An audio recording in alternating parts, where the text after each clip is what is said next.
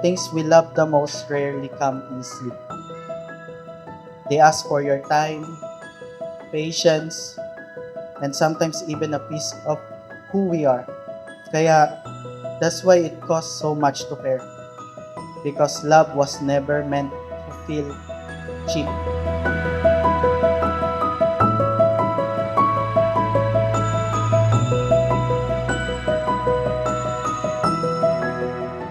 Sinabi ng Panginoong Yahweh, hindi mabuti na mag-isa ang tao.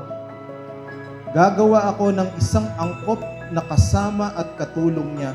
Sa verse 22, ang tadyang na kinuha niya sa lalaki ay ginawa niyang isang babae at ito'y inilapit niya sa lalaki.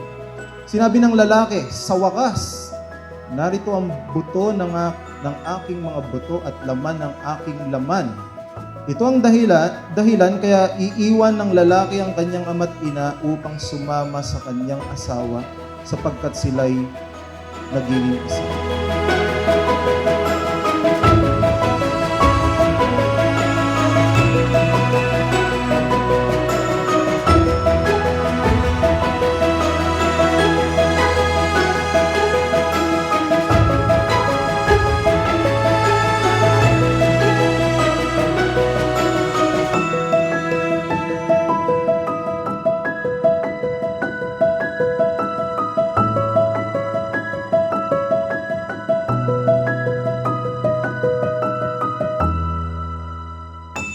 Kahit saan.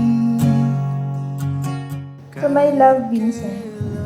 Hindi ko sukat akalain na yung simpleng DM mo sa akin na salamat sa kwento ay ang magiging simula ng paborito kong kwento, ang kwento nating dalawa. Pupuntahan.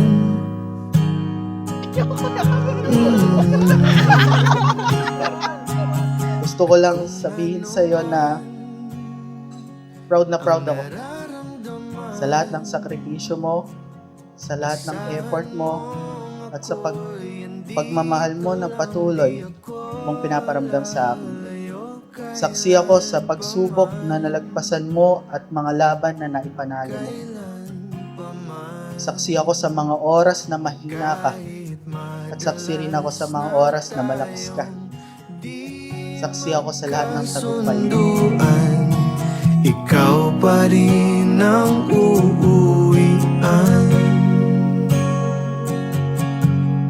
Mahal, ikaw ang uuwian. Baguhin man ng libo-libong buwan ang kulay ng kalangitan. Pangako ko hindi kita iiwan. Pangako yan. At kahit madalas na tayong di magkasunduan, ikaw pa rin ang uuwian. Mahal, ikaw ang